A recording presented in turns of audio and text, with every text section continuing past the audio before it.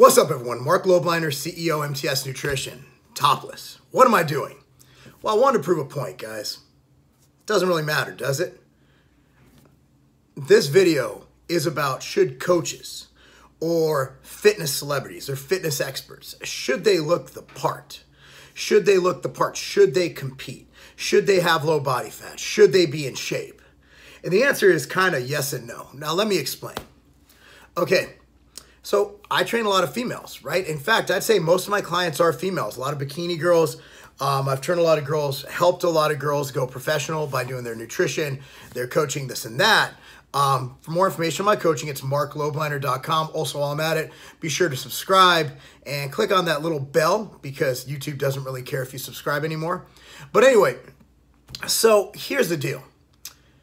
Would a woman want to look like me? Does a woman want a chest like this? Some do. Most of the women I train, no. A lot of women I train don't compete. In fact, a lot of the men I train don't compete. My area of expertise, despite having a pro bodybuilder, a retired pro bodybuilder, a shitty physique, I mean, I'm not Philly. You know, despite the way I look, a lot of my clients are lifestyle clients. A lot of the men I train are obese or overweight, trying to get in better shape so they can be healthier, live longer, have a better quality of life, play with their kids, perform better at work. They just want to be better people overall. So you look at the experts in the industry. Who is behind this? Well, he's in good shape and all, but Alan Aragon. Alan Aragon is one of the Men's Health, ISSN. He writes a lot of their opinion papers. Alan Aragon doesn't look like me. Will Brink. Will Brink has some of the best articles and opinions and research documents in the industry. He doesn't have anything other than Darren Willoughby is a beast. Darren Willoughby's huge, enormous, ripped, shredded, even as he gets older. And but what I want, you know, to take advice from him if I'm a man wanting to look at Brad Pitt in Fight Club, you can go on and on. Jose Antonio, Douglas Coleman. I mean, these are all aging men or women, a lot of the cases who don't look the part. You know, for example, and then you go into the professional bodybuilder realm, you know, I always make fun of it. I call him Honey Dad Bod, but Hanny Ram Bod, right? Yeah, he kind of looks like a garden gnome. I mean, his build and, you know, but he's produced how many Mr. Olympias from physique to Phil Heath? I mean, he hasn't produced it. These guys are obviously genetic freaks, but his diet and training programs have gone to the next level. So you look online, right? You got people giving advice. You know, you got Athlete X who not only looks the part, I mean, he's teaching movements that help, you know, functional. You know, he's not trying to make you into the next Larry Wheels. You know, he's trying to make you more physical, make you stronger, build lean muscle. And again, he has more certifications, accreditations, and all that than most of the internet combined. So yeah, you got someone like Athlete X who looks the part. Then you got a bunch of guys who, you know, they try to stay in shape and they do their little transformations once a year. I'm more fucking upset at the fact these guys are always doing transformations. If you're a fucking expert, why are you getting out of shape all the time? Like, oh man, keto's great, keto's great. Oh man, I gotta lose 50 pounds. Like, why'd you get so fucking fat in the first place? So my opinion is yes and no. I do believe as a coach, as a trainer, I do believe there's a certain look you should have. You should be lean, you should be fit, you shouldn't be obese, you shouldn't be fat. You should kind of practice what you preach. Although I train men and women, I don't compete anymore. I just don't want to be in pain. I want to maintain a lot of the muscle I had. Hell, lately I've been boxing more than I weight train a lot of weeks. You know, it depends. I mean, when I was helping my buddy get ready for his fight, which by the way, they moved the date, he can't do it. Jerry is moving his fight. He's not fighting anymore. But I was boxing 3 days a week. My weight training went down to 4, but it wasn't my focus. It wasn't heavy. It wasn't intense. It was lower volume. I was basically just kind of, you know, going through the motions, maintaining what I have. You know, now I've stepped it up a little bit. So what I'm saying is it's a yes and no situation. It's not black and white. I hate when some people, you know, claim to know everything but can't apply it in the real world. Like if someone's promoting a training program, there's two things. One is they'll be like, in 12 weeks, I went from this to this. That's usually bullshit. Another thing is, you know, they will say they have this program and they're doing it, but they still look like shit and haven't made any gains. That's an issue. But then again, I always have a theory about nerds, right? Like, the science community in our industry, they help a lot. A lot of the stuff I talk about are done by these nerds. Like, they don't look like they lift. They just don't. But here's the thing. Usually these guys could do everything right, just have really fucking bad genetics.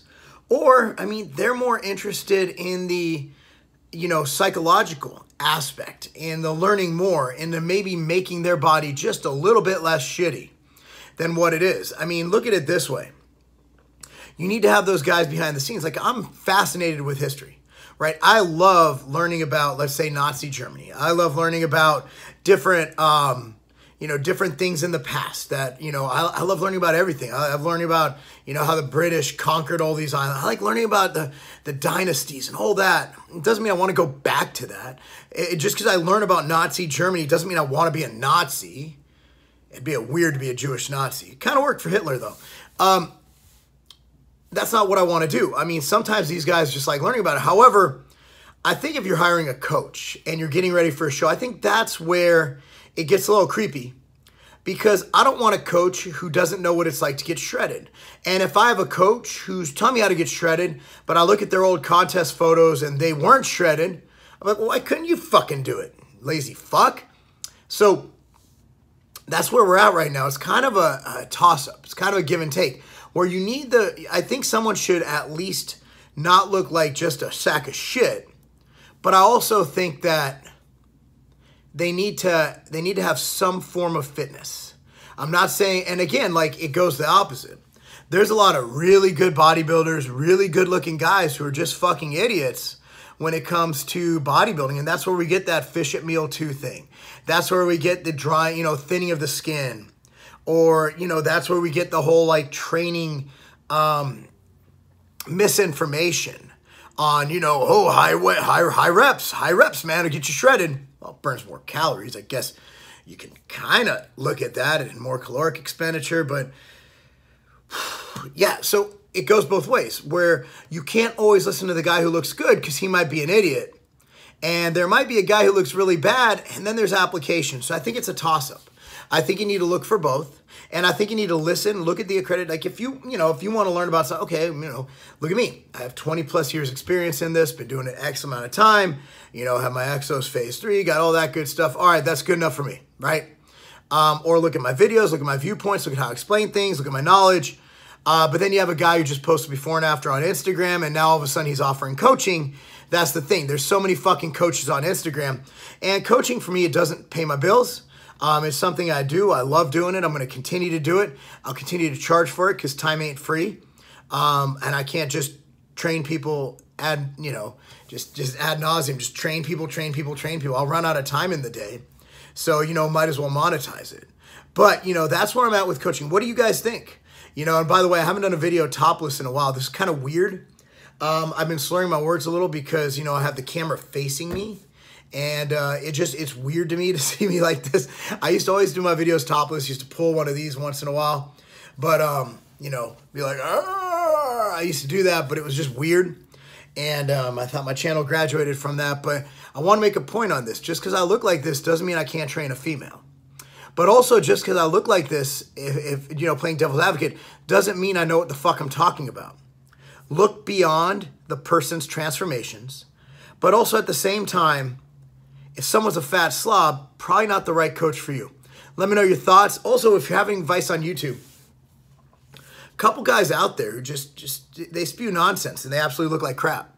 And all they do is clickbaity shit. They put names and titles and stuff, and that's all they do. And they get a lot of views. But also, watch them because it's entertaining. I do it all the time.